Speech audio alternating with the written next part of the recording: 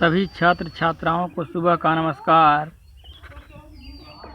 आज हम लोग रसायन विज्ञान के अंतर्गत जो क्लास 10 की पहली पाठ है उसमें रासायनिक समीकरण की कमियों को दूर करने के उपाय देखेंगे। आज हम लोग रासायनिक समीकरण की कमियों को दूर करने के उपाय देखेंगे। तो रासायनिक समीकरण की कमियों को निम्न प्रकार से दूर किया गया है। नंबर 1, अभिकारकों और क्रियाफलों माने उत्पाद की भौतिक अवस्था को प्रकट करने के लिए उनके प्रतीक या सूत्र के आगे कोष्ठक में ठोस सॉलिड को एस से, द्रव लिक्विड को एल से, गैस GAS को G से तथा जलीय विलयन को एक्वस AQ से प्रदर्शित करते हैं। Mg आपका साइड है तो यस हो जाएगा, प्लस H2SO4 AQ माने एक्वस तो आपका हो जाएगा MgSO4 प्लस H2। तो MgSO4 आपका मैग्नीशियम सल्फेट बन गया और H2 माने हाइड्रोजन गैस बन गया। तो इस प्रकार यदि किसी रासायनिक अभिक्रिया में अभिकारक या उत्पाद ठोस है तो यस से, द्रव है तो यल से, गैस है तो G से तथा जलीय विलयन होने की दशा में AQ से प्रदर्शित किया जाएगा। तो इस प्रकार हम रासायनिक समीकरण में एक कमी को दूर कर लिए। अब दूसरी कमी को दूर करने के लिए क्या करेंगे? तो नंबर दूसरा आपका होगा अभिक्रिया में बने अवक्षेप को नीचे तीर करके चिन्ह द्वारा और गैसीय पदार्थ को ऊपर तीर के चिन्ह द्वारा प्रदर्शित करते हैं। मतलब अवक्षेप बनेगा तो उसके आगे तीर नीचे लगा दिया जाएगा और गैस बनेगा तो उसके बगल में तीर का निशान ऊपर कर दिया जाएगा। तो हमारा रिएक्शन जैसे देखा जाए BaCO3 barium carbonate plus H2SO4 तो Ba गया SO4 के साथ तो बना लिया BaSO4। फिर क्या बना H2CO3 तो H2CO3 टूट जाएगा H2O में और CO2 में। तो इस प्रकार देखिए BaSO4 के बगल में तीर का निशान नीचे की ओर लगा है। इसका मतलब यह है कि यह सफ़ेद अवक्षेप के रूप में प्राप्त हो रहा है। वैसे अवक्षेप के रूप में प्राप्त हो रहा है, लेकिन जब प्रयोगशाला में आप प्रयोग करेंगे तो वहाँ सफ़ेद अवक्षेप के रूप में प्राप्त होगा।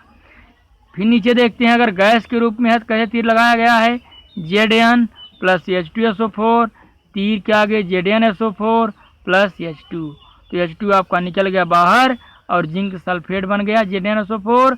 H2SO4 माने सल्फ्यूरिक अम्ल है, Zn माने जिंक है। तो इस प्रकार यदि किसी रासायनिक अभिक्रिया में अवक्षेप बन रहा है तो उसे तीर का चिन्ह नीचे लगाएंगे और गैस के रूप में बन रहा है तो तीर का चिन्ह ऊपर की ओर लगाएंगे। जैसा देख सकते हैं आप सब देख सकते हैं हमने यहाँ लिखा है कि BaCO3 है, ये आपका एक्वस के रूप में रहेगा, H2SO4 भी एक्वस के रूप में रहेगा। तो हमारा Ba चला गया SO4 के साथ BaSO4 बना लिया और अवक्षेप के रूप में नीचे तीर है प्लस H2O प्लस CO2। तो अब इस रिएक्शन को कैसे करेंगे? BaCO3 आपका टूट जाएगा Ba पर 2 प्लस में प्लस CO3 पर डबल माइनस में। H2SO4 भी आपका टूट जाएगा 2H पर प्लस में प्लस SO4 पर डबल माइनस में। तो आपका Ba पर 2 प्लस गया SO4 पर डबल माइनस के साथ बना लिया BaSO4 जो कि यहाँ लिखा है। फिर H2 और गैस CO3 के साथ H2CO3 बना लिया जो कि अति दुर्बल है, यह टूट जाएगा H2O में और CO2 में, H2O और CO2 में। तो इस प्रकार देखिए BaSO4 आपका सफ़ेद अवक्षेप के रूप में प्राप्त हो गया। तो अवक्षेप के रूप में अगर निकलेगा कोई पदार्थ तो उसके बगल में तीर का निशान नीचे की ओर और गैस के रूप में अगर कोई पदार्थ निकलता है तो उसके जस्ट आगे तीर का निशान ऊपर की ओर लगा देंगे, जिससे हमारी दूसरी कमी भी दूर हो जाएगी। नंबर तीसरा देखते हैं अभिकारकों का सांद्रण के लिए उनकी सांद्रता तनु या सांद्र उसमें नीचे लिख देते हैं। मतलब अगर पदार्थ आपका तनु है तो उसके नीचे तनु, अगर पदार्थ आपका सांद्र है तो उसके नीचे सांद्र। तो सांद्रता का मतलब एक बार समझ लिया जाए कि प्रति एकांक आयतन में जितने अणु या मोल रहते हैं पदार्थ के, वही उसकी सांद्रता कहलाती है। किसी भी वस्तु के प्रति एकांक आयतन में उपस्थित अणुओं या मोलों की संख्या को सांद्रता कहते हैं। यदि अणुओं या मोलों की संख्या ज़्यादा है तो विलयन को सांद्र विलयन कहा जाएगा। यदि अणुओं या मोलों की संख्या कम है तो उसे तनु विलयन कहा जाएगा। उदाहरण के तौर पर देखा जाए, जो सामान्य रूप से आप शरबत पीते हैं, चीनी और पानी से बना हुआ शरबत पीते हैं, यह तनु विलयन है। लेकिन शहद या शीरा, जो चीनी से बनता है शीरा, और जो मधुमक्खियाँ बनाती हैं शहद, वे क्या हैं? सांद्र विलयन है। तो उनके नीचे हम सांद्र विलयन लिख देते हैं। जो पदार्थ तनु रहेगा उसके नीचे तनु, जो पदार्थ सांद्र रहेगा उनके नीचे सांद्र लिख देंगे, जिससे हमें पता चल जाएगा कि अभिक्रिया में कौन सा पदार्थ तनु के रूप में है, कौन सा पदार्थ सांद्र के रूप में है। तो इस प्रकार तीसरी कमी भी हमारी दूर हो जाएगी कि सांद्रता का पता अभिकारकों की आसानी से पता चल जाएगी। तो रिएक्शन देखते हैं, जैसे CaCO3 प्लस HCl तनु है, तीर के आगे Ca गया Cl के साथ CaCl2 बना लिया, फिर H2CO3 बना तो टूट जाएगा H2O में प्लस CO2 में। तो HCl आपका तनु है तो तनु लिख दिए, 2 का गुणा HCl में कर दिए बैलेंस करने के लिए। तो हमारा बैलेंस इक्वेशन जो होगा वह हुआ CaCO3 प्लस 2HCl, तीर के आगे CaCl2 plus H2O plus CO2। तो इसको समझ लेते हैं कैसे हुआ है रिएक्शन। ध्यान देखिए, बताया यहाँ कि CaCO3 है, टूट गया Ca पर 2 प्लस प्लस CO3 पर डबल माइनस, HCl है 2H पर प्लस प्लस 2Cl पर माइनस, जिससे बैलेंस रहे। Ca गया 2Cl के साथ तो CaCl2 बना लिया, 2H पर प्लस गया CO3 डबल माइनस के साथ तो H2CO3 बना लिया, जो कि दुर्बल है, टूट गया H2O में CO2 में। तो इस प्रकार CaCO3 प्लस 2HCl, तीर के आगे CaCl2 plus H2O plus CO2। तो हमारी रिएक्शन यह भी संतुलित है और हमें यह पता चल गया कि इसमें HCl आपका तनु है। तो सांद्रता को व्यक्त करने के लिए उस पदार्थ के नीचे तनु या सांद्र लिख दिया जाता है। नंबर 4, अभिक्रिया की परिस्थितियों जैसे दाब, ताप और उत्प्रेरक की उपस्थिति को प्रकट करने के लिए इन्हें तीर के चिन्ह के ऊपर या तीर के चिन्ह के नीचे, तीर के चिन्ह के ऊपर या तीर के चिन्ह के नीचे लिख दिया जाता है। जैसे हैबर विधि से अमोनिया के निर्माण में तापमान 500 डिग्री सेल्सियस, आयरन आपका उत्प्रेरक, MO मॉलिब्डेनम परमाणु क्रमांक 42 आपका वर्धक के रूप में भाग लेता है। तो अगर रासायनिक अभिक्रिया में हमें दाब लग रहा है तो दाब को तीर के ऊपर दिखा देंगे, ताप लग रहा है तो ताप को दिखा देंगे, और कितना आयतन लग रहा है वह भी आसानी से हम दिखा सकते हैं। तो ताप, दाब और सांद्रता को हम तीर के ऊपर आसानी से दिखा सकते हैं। एक बार फिर देख लिया जाए, इसमें लिखा क्या है कि अभिक्रिया की परिस्थितियों जैसे दाब, ताप और उत्प्रेरक, 3 चीज़ माने प्रेशर, टेम्परेचर और कैटलिस्ट। तो अभिक्रिया की परिस्थितियों जैसे दाब, ताप और उत्प्रेरक की उपस्थिति को प्रकट करने के लिए इन्हें तीर के चिन्ह के ऊपर या तीर के चिन्ह के नीचे लिख देते हैं। जैसे हैबर विधि से अमोनिया का निर्माण, अमोनिया बनाने की औद्योगिक विधि है industrial method of formation of ammonia, that is Haber process, माने हैबर विधि। तो जैसे इसका रिएक्शन क्या होगा, H2G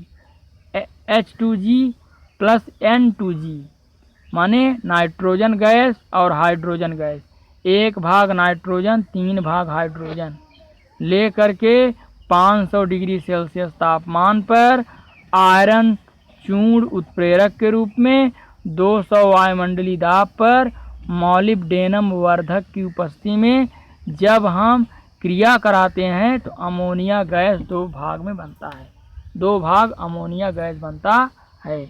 1 भाग नाइट्रोजन, 3 भाग हाइड्रोजन जब मिलते हैं तो 2 भाग अमोनिया बनती है, जिसमें आयरन आपका उत्प्रेरक, मॉलिब्डेनम वर्धक, 500 डिग्री सेल्सियस तापमान, 200 वायुमंडलीय दाब रहता है। तो इस प्रकार अगर ताप है, दाब है और उत्प्रेरक है तो हम उसको तीर के ऊपर और नीचे दिखा देते हैं, जिससे रासायनिक समीकरण की कमी दूर हो जाती है। जो कमी रह गई, उत्प्रेरक की कमी रह गई या तापमान की कमी रह गई या दाब की कमी रह गई, यह आसानी से दूर हो जाती है। नंबर 5 देखते हैं। अभिक्रिया के गर्म करने को तीर के ऊपर डेल्टा, तीर के ऊपर त्रिभुज का चिन्ह बना देंगे या उष्मा लिखकर प्रदर्शित करते हैं। तीर के ऊपर उष्मा लिख देंगे या उसके ऊपर छोटा सा त्रिभुज बना देंगे। तो यही क्या बताएगा कि अभिक्रिया में पदार्थ को गर्म किया जा रहा है। जैसे जब पोटेशियम क्लोरेट को मैग्नीज डाइऑक्साइड की उपस्थिति में गर्म किया जाता है तो यह पोटेशियम क्लोराइड तथा ऑक्सीजन में विघटित हो जाती है। इसी रिएक्शन के द्वारा प्रोफेसर सीले ने सबसे पहले ऑक्सीजन गैस का निर्माण किया था। ऑक्सीजन के जनक सीले हैं। 2KClO3 माने पोटेशियम क्लोरेट सॉलिड है, गर्म किए, डेल्टा लगा दिए, ऊपर डेल्टा लगाई यह छोटा त्रिभुज, उसके नीचे मैग्नीज डाइऑक्साइड और आपका बन गया 2KCl पोटेशियम क्लोराइड और 3 भाग ऑक्सीजन गैस निकल गया। तो हमारा 2KClO3 तीर के आगे 2KCl + 3O2 मैग्नीज डाइऑक्साइड आपका उत्प्रेरक की है यहाँ। और यह रासायनिक अभिक्रिया अनुत्क्रमणीय अभिक्रिया है, एक ही दिशा में होती है तथा यह ऑक्सीजन बनाने की प्रयोगशाला विधि भी है। नंबर 6 मुक्त हुई ऊष्मा को उत्पाद की ओर प्लस चिन्ह तथा अवशोषित हुई ऊष्मा को माइनस चिन्ह के द्वारा दर्शाया जाता है। अगर अभिक्रिया में ऊष्मा निकल रही है तो उत्पाद के जस्ट आगे प्लस लिख करके उतना ऊष्मा दर्शा देते हैं। अगर ऊष्मा लग रही है या अवशोषित हो रही है तो उत्पाद के आगे माइनस चिन्ह लगा करके उतना ऊष्मा लिख दिया जाता है।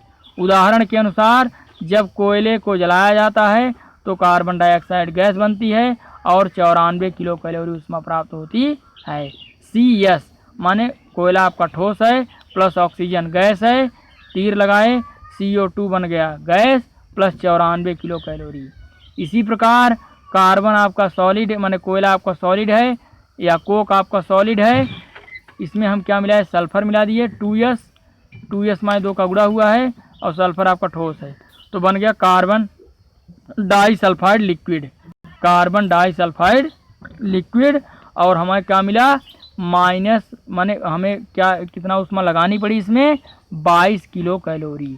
तो 22 किलो कैलोरी ऊष्मा के द्वारा कार्बन और सल्फर की मदद से कार्बन डाइसल्फाइड बना, जो कि एक पारदर्शी द्रव होता है। नंबर 7 उत्क्रमणीय अभिक्रिया प्रदर्शित करने के लिए तीर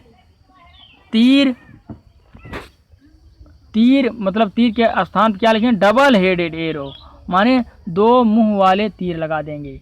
मतलब एक जाएगा अभिकारक से उत्पाद की तरफ तो दूसरा उत्पाद से अभिकारक की तरफ। आप देख रहे हैं कि उत्क्रमणीय अभिक्रिया को प्रदर्शित करने के लिए तीर चिन्ह के स्थान पर डबल मुंह वाले तीर का इस्तेमाल किया जाता है। जैसे अमोनिया निर्माण की प्रक्रिया यह उत्क्रमणीय है माने दोनों दिशाओं में चलकर पूर्ण होती है। वह रासायनिक अभिक्रिया जो दोनों दिशाओं में चलकर पूर्ण होती है उसे उत्क्रमणीय रासायनिक अभिक्रिया कहते हैं। जबकि जो रासायनिक अभिक्रिया केवल एक ही दिशा में चलकर पूर्ण हो जाती है उसे अनुत्क्रमणीय अभिक्रिया कहते हैं। जैसे आपको ऊपर दिखाया गया था, अनुत्क्रमणीय के रूप में सीले साहब ने जो ऑक्सीजन बनाने की प्रयोगशाला विधि प्रस्तुत की है उसमें आपका पोटेशियम क्लोरेट पदार्थ अभिकारक के रूप में है, मैग्नीज डाइऑक्साइड आपका उत्प्रेरक है और बना आपका पोटेशियम क्लोराइड सॉलिड प्लस और 3 भाग ऑक्सीजन गैस। तो इस प्रकार यह अभिक्रिया जो आपकी दिखाई गई है पोटेशियम क्लोरेट वाला, यह अनुत्क्रमणीय है। लेकिन दोनों रिएक्शन जो N2+3H2 रिवर्सिबल रिएक्शन कहेंगे, रिवर्सिबल रिएक्शन माने उत्क्रमणीय अभिक्रिया, उत्क्रमणीय माने रिवर्सिबल रिएक्शन 2NH3। तो 1 भाग नाइट्रोजन लिए, 3 भाग हाइड्रोजन लिए, तो हमें 2 भाग अमोनिया बन गया। यह अग्र दिशा में हो रहा है। इसके दूसरा रिएक्शन देखा जाए, जब अमोनियम क्लोराइड को हम गर्म करते हैं तो अमोनिया और हाइड्रोक्लोरिक अम्ल बनता है। यह पश्चिम दिशा में अभिक्रिया होती है। मतलब अमोनिया और HCl मिलेगा तो NH4Cl बन गया। यह आपका अग्र अभिक्रिया है। लेकिन अमोनियम क्लोराइड टूटा, अमोनिया बना और हाइड्रोजन क्लोराइड गैस बना, यह पश्चिम अभिक्रिया है। तो इस प्रकार आपने देखा कि इस प्रकार हम रासायनिक समीकरण में उत्पन्न कमियों को दूर कर सकते हैं। एक बार इसे ध्यान से पढ़ लीजिएगा। कहीं दिक्कत हो तो कमेंट के माध्यम से अवगत कराइए, जिससे समस्या का समाधान हो सके। बहुत बहुत धन्यवाद। जय हिंद।